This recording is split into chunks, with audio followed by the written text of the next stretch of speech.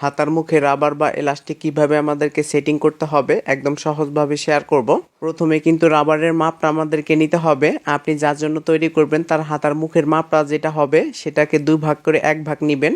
এরপর নেওয়ার পরে এখান থেকে আরও এক্সট্রা আমাদেরকে 1.5 থেকে 2 ইঞ্চি নিতে হবে। হাতার মুখের মাপ অনুযায়ী 2 ভাগের 1 ভাগ নেওয়ার পর আমরা কিন্তু এক্সট্রা নিয়ে নিয়েছি। এরপরে কিন্তু হাতাটা এইভাবে উল্টো সাইডে বসানোর পরে মাথার দিকটা এইভাবে ভাঁজ করে প্রথমে আমাদেরকে একটা সেলাই দিতে হবে।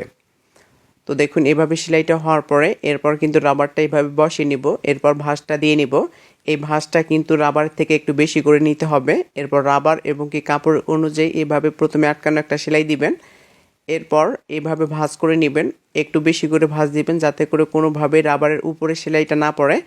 এরপরে জামার যে পার্টটা আছে একটু লুজ করে সেলাই দিবেন। যদি কোনো জায়গায় বেশি গ্যাপ হয়ে যায় সেই ক্ষেত্রে আপনার একটু কুচি দিয়ে মিল করে তারপর কিন্তু সেলাই দিতে হবে। এই সাইডেও কিন্তু আমরা সেলাই দিয়ে নিব। এরপরে কিন্তু রাবারটা সুন্দর করে অ্যাডজাস্ট করে নিব। এরপরে আমাদেরকে ঠিক মাঝখানে একটা সেলাই দিতে হবে। অবশ্যই কিন্তু এভাবে টেনে টেনে আপনাদেরকে সেলাই দিতে হবে। তো অবশ্যই এভাবে টান রেখে তারপরে সেলাইটা দিয়ে নেবেন। তো দেখুন আমি কিন্তু সুন্দর করে এলাস্টিকটা সেটিং করে নিলাম। এরপর 2টা পার্ট এক জায়গায় করে আমরা কিন্তু এখন আমাদেরকে সেলাই দিতে হবে। এইভাবে করে আপনারা কিন্তু এলাস্টিকটা সেটিং করবেন। ভিডিওটি ভালো লাগলে লাইক কমেন্ট শেয়ার করবেন। পেজটি ফলো দিয়ে সাথেই থাকবেন।